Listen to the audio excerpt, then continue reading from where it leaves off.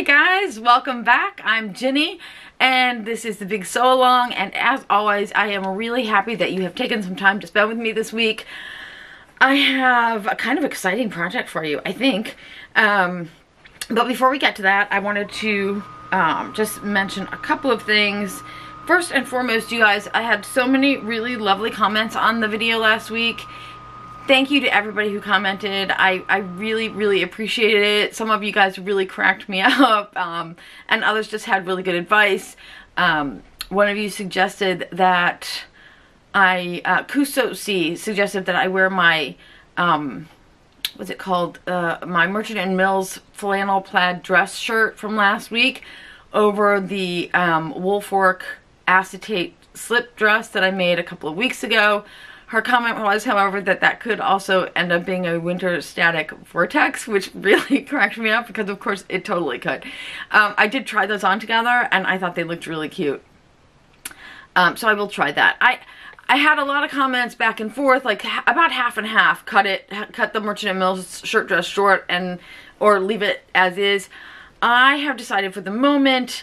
One of you suggested, and I apologize because now I can't remember the name. One of you suggested that because it's a heavier flannel with a little stiffness to it, if I cut it short, it might just stick out from my body and look a little stiff. I thought that was a really good point, and I actually had not thought about that until I read that comment. So because of that, I think that's a good point, and I think what I will do is wash that, wear it again, and see how I feel. I did like it over the Woolfork slip, so that might just be my answer right there. Somebody else also commented, I was saying the other project I want to work on this month is the Arthur pants from So Liberated. And again, my apologies. I have just spent like 30 minutes on my phone trying to find like all these comments, and I found them all, and then I just got all confused about who said what, so I apologize. But one of you guys said that you had made the Arthur pants in the past and that you went down 2 sizes. So just anybody who's thinking about making those, I am going to work on those for next week. We will do a little bit of a sew along for those, but just be aware if you're thinking about making those pants. So far the advice I've gotten is that we need to check the size and maybe even make a muslin, because that seems like a pretty big size jump. Okay, now what am I wearing today? You can't tell at all, because once again, it's freezing cold here in Michigan, so I finally just had to give up and put a sweater on. But I'm going to show you I was going to show you a picture, but you know what? I did something a little bit different this week. I did a little clip of a video. I am wearing my Woolfork dress. I don't know if I said that already, but I'm wearing the new Woolfork dress, the one I just finished. I did finally finish my embellishment on it. And I'm just going to show you really quickly a little clip here of me in the dress. So here I am in my second version of the Woolfork dress, and Claude making his weekly appearance. That is, this one is in a lightish gray linen from fabricstore.com. And this one I made one size up from the slip that I showed you guys originally. And here I'm just coming up close so you can see some of the hand stitch detail I did around the neck and around the arms. And I also did it at the hem, although I know you're not going to be able to see that in this like little clip. But I really love this. I will definitely make this again. Okay, so that is Woolfork number 2. As I said in that little clip, it is, I like the fit much better. However, I do think that now that I went up a size, the neckline, I don't know if you can tell, the neckline is a little bit low. So I think I'm going to keep making this size because I really like this size. I love the way it fits. But I'm just going to raise the neckline like an inch maybe, so that I don't feel like it's like gaping. Or when I wear a sweater like this, I would like for it to come up and show a little bit. Okay.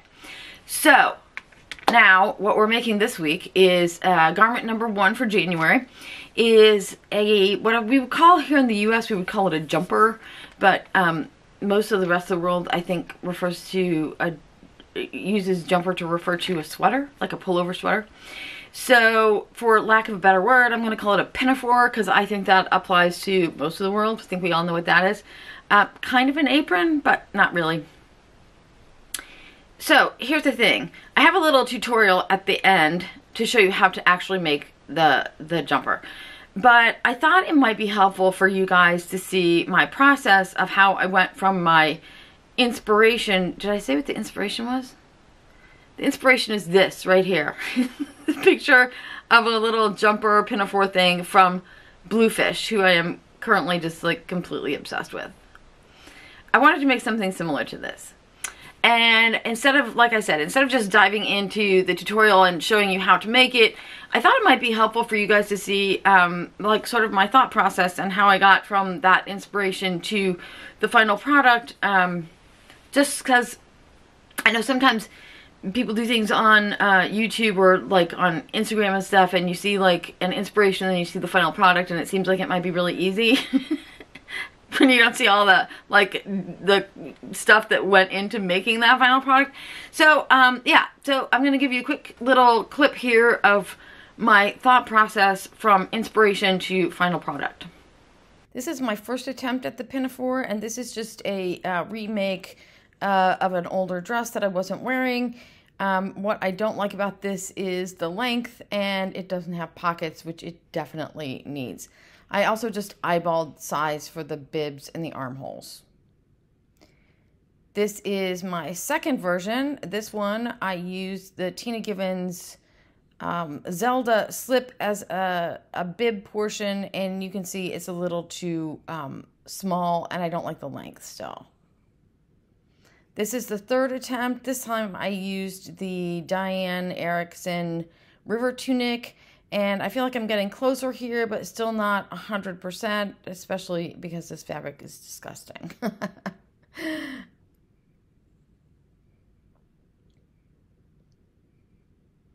Then I remembered that I had this Tina Givens Josie that I made a long time ago. And I pulled it out to see how I like the fit.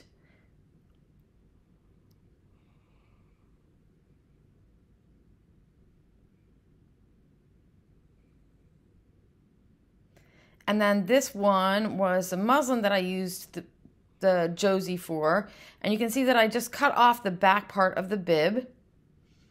And aside from that, I didn't really make any changes in terms of the actual shape of the slip itself, or the pinafore.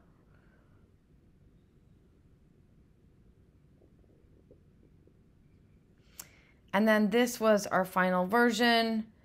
And you can see this one isn't that heavier weight linen.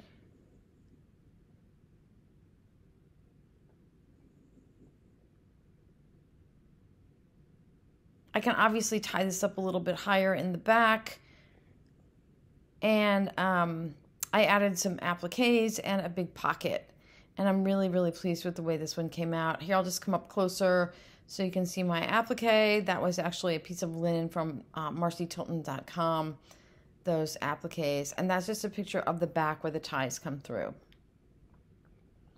And now I want to show off my pocket too. I did some stitching on that. I'm really, really happy with the way it came out. So you guys can see that that actually took a little bit more time than you might think to come up with that super simple idea. But like I said in the little clip there, I am really super thrilled with the way this came out. So now for the real tutorial, I'm going to show you really quickly here how I made this. So this is the front of our Josie, and the first thing we're going to do is just a little tweak. We need this corner right here to look squared off like this one here. So I'm just going to put a little piece of paper right here. It's a tiny piece.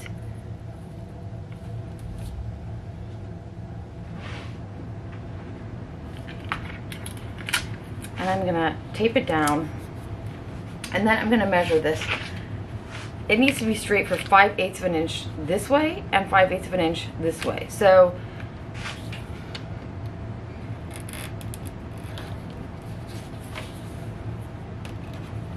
okay, that's it.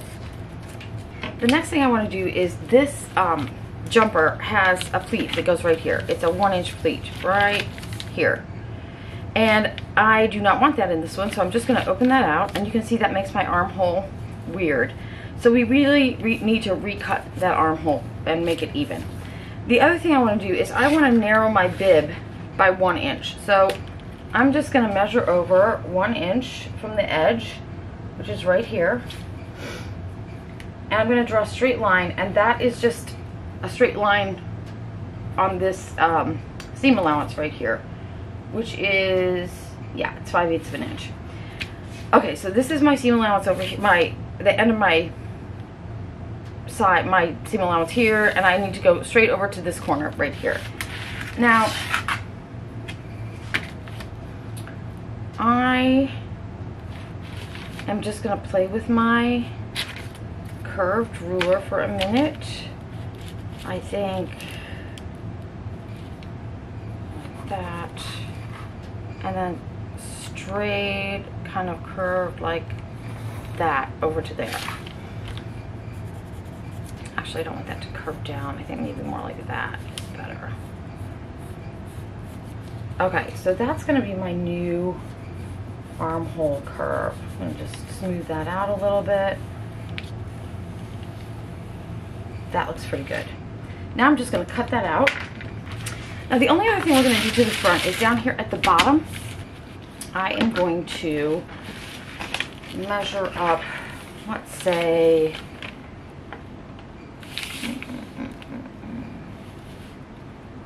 kind of say about 10 inches from the hem. And this is just random. I'm just picking that. I'm going to make a little notch there. I'm actually going to notch it out so I can see it. Okay, so this is our front piece ready to go. For the back, I'm going to take a big piece of paper and let's get it totally flat. We're going to put our front pattern down here, and I'm just going to line it up with the edge of my paper down here at the bottom.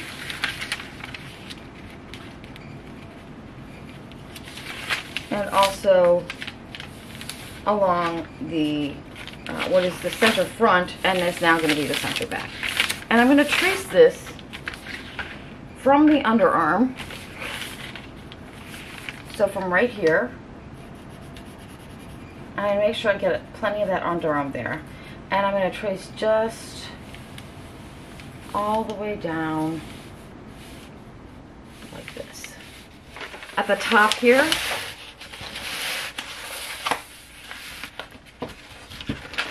looks like I missed a little bit with my pencil, so I'm going to just fill that in. Now right here, this line, we're just going to draw a straight line straight across to the back, to the center back, like that. Okay, now we're going to need some facings on here. Our seam allowance is 5/8 of an inch, and I want my facings to be 2 inches wide, so I need to draw a line all the way across at 2 5/8 of an inch, which is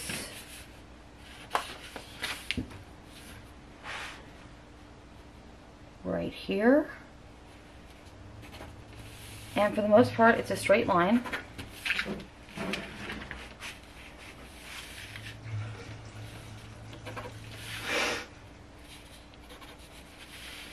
When you get to this corner, I'm going to pivot this so that my 2 5/8 is still right here, and I'm going to make a mark right here. And so you can see when we go to draw that out, it'll curve a little bit up at the side. And this is going to be our center back.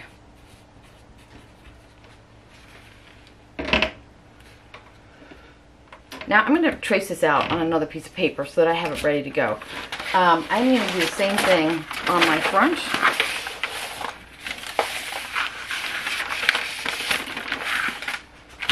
Two 5/8 of an inch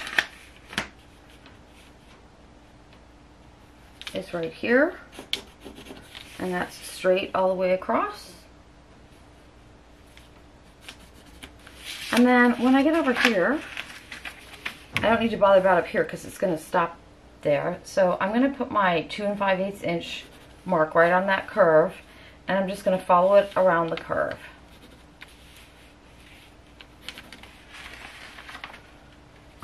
And now I also need to trace this one out, obviously, onto another piece of paper. It will look like this. And this is going to be my center front.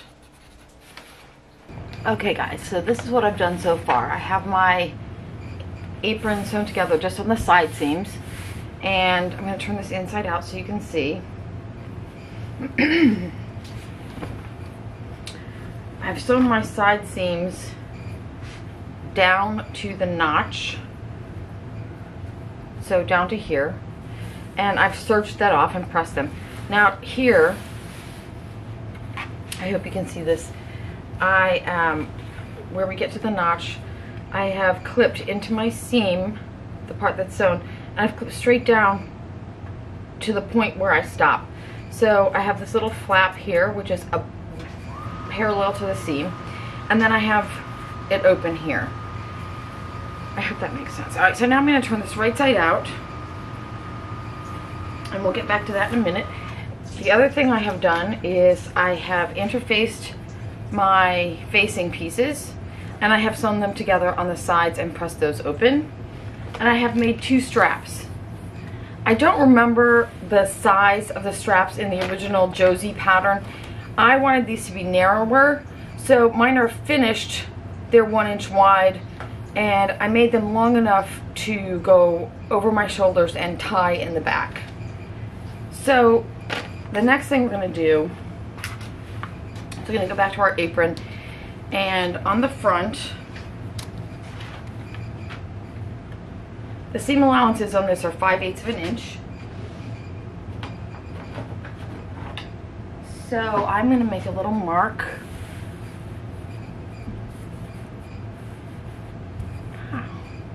with my chalk at about 5/8 of an inch, which looks like it's right about there.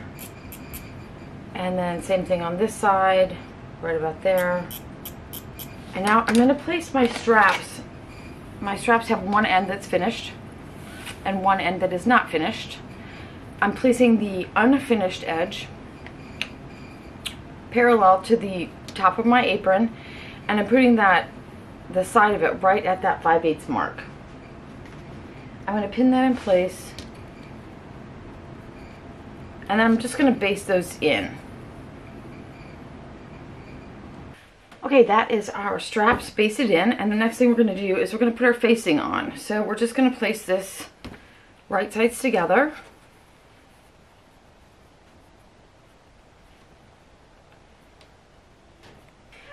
Okay, now we have that pinned all the way around. We are going to go to our sewing machine and sew this all the way around the perimeter. When you get over here where your straps are, first of all, be sure you don't get your straps caught up in your pins or anything.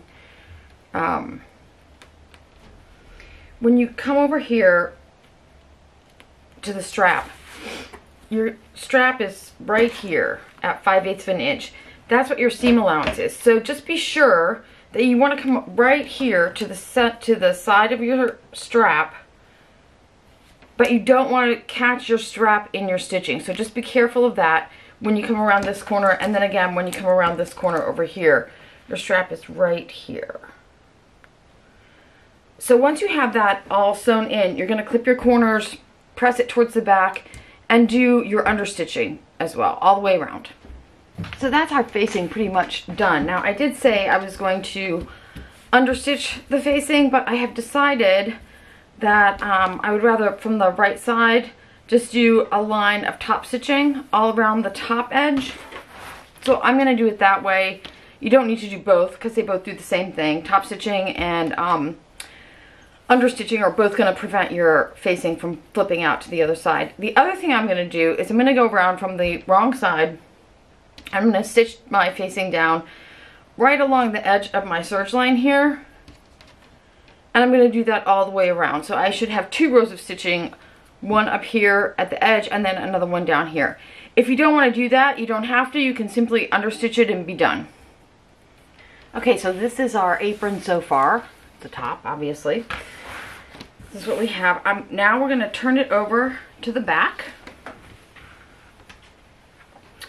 And I don't know if you're going to be able to see this, but I have a little crease right here at the center of my back, which is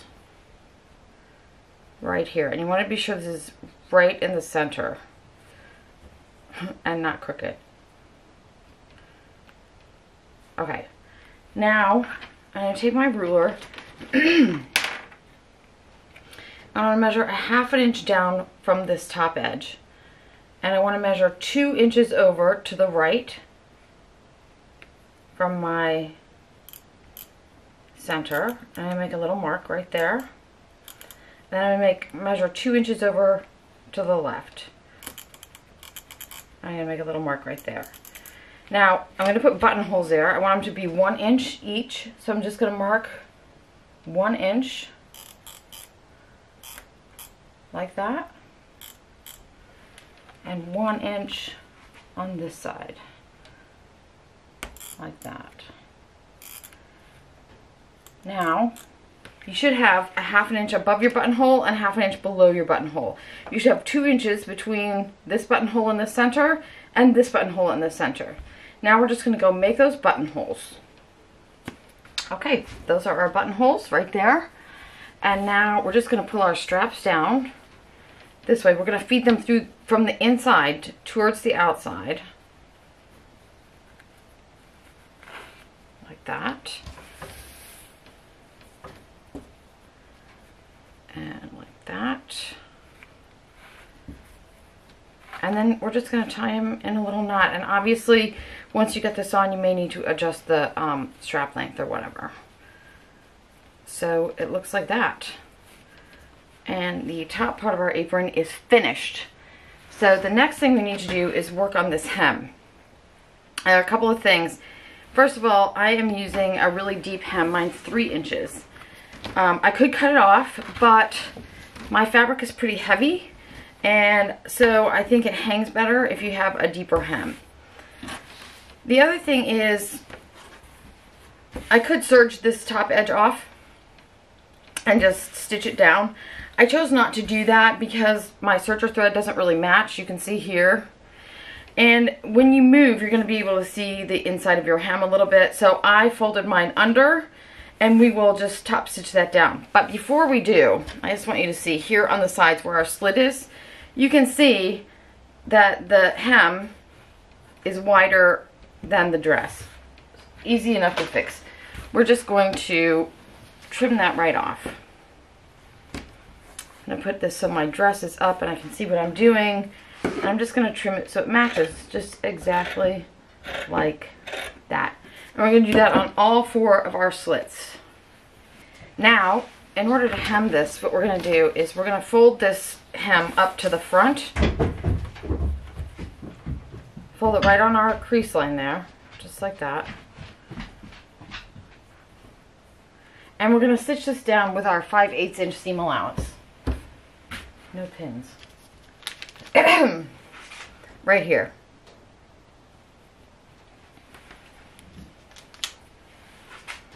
And we're going to do that on all 4 corners. Okay, so this is one of the corners of our hem. How it looks like now. Now we're going to trim this corner.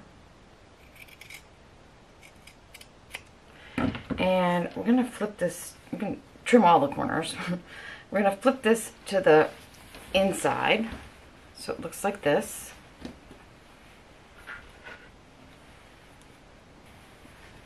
So now our corners are going to look like this. And with this little piece here, this little piece we have left over, our side opening, we're going to press it down at our 5/8 inch seam allowance, and then we're just going to flip that bit under like that and sew that down. Now at the top you're going to have this little teeny piece of fabric here. Just fold that right under and stitch it down. When you stitch that down,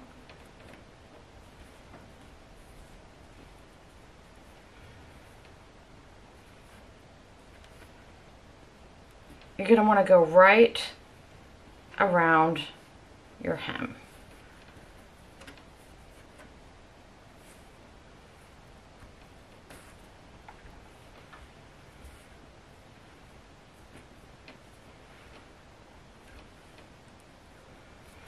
And now we're going to do the exact same thing on this side that we did on the other.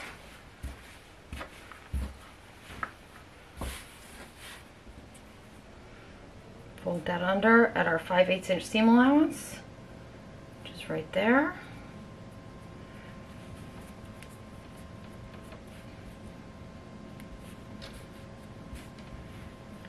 And then that's just going to get folded under once more.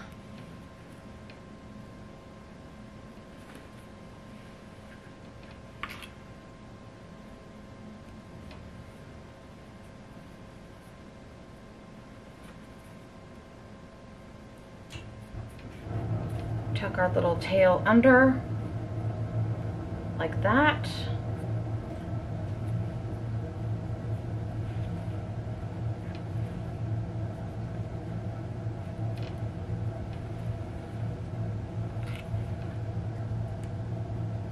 And sew it down, and then we're just going to do the exact same thing on the other side.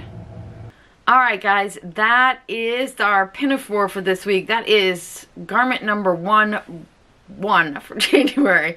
And to be honest with you guys, I thought I was going to have a hard time sticking to just 2 garments a week, but if, 2 garments a month, but if they all take me as long as it took me to come up with that Pinafore, I won't have any trouble sticking to 2.